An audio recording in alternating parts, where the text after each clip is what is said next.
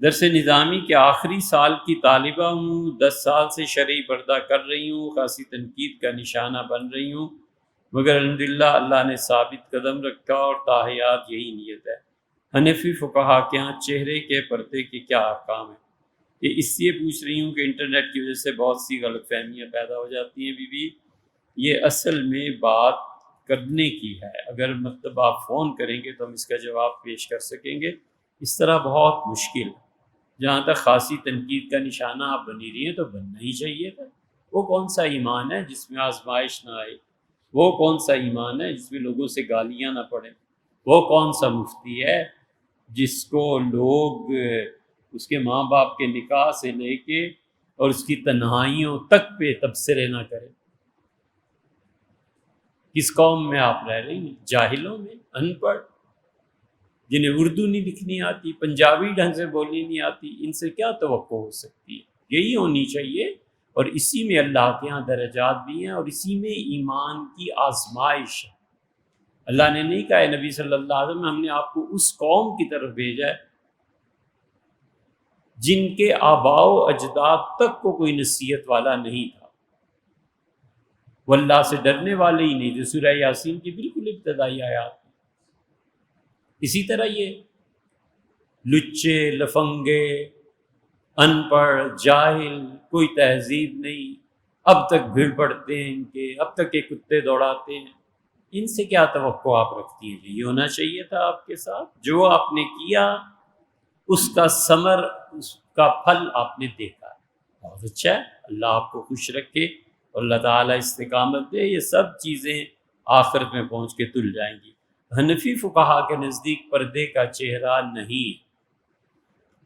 یہ تھا امام حنیفہ رحمۃ اللہ علیہ کا اپنا فیصلہ، جو کتاب و سنت سے انہوں نے سمجھا، اور انہوں نے فرمایا کہ دونوں ہاتھ، دونوں پاؤں اور چہرے کا پردہ نہیں ہے۔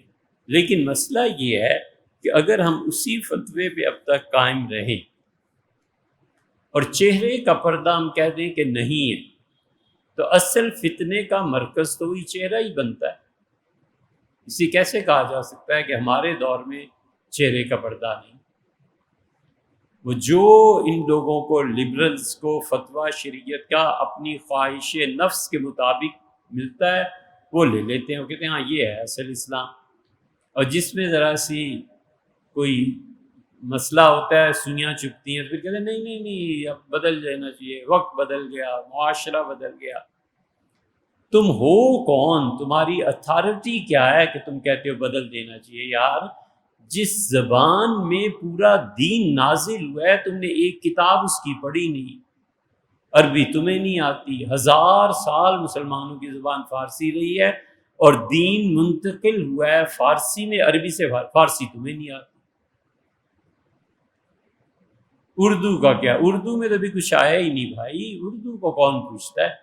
یا پھر منتقل ہوا ہے فرینچ میں، کیونکہ اسپین، الجزائر، فرانس، سارے علاقے مسلمانوں کے فتح شدہ تھے، وہاں پہ فرینچ ہمیں نہیں آتی، لیکن ہمیں ضرورت بھی نہیں اس سے کہ عربی فارسی اس سے بہتر، اس سے زیادہ ٹھوس اور مستحکم۔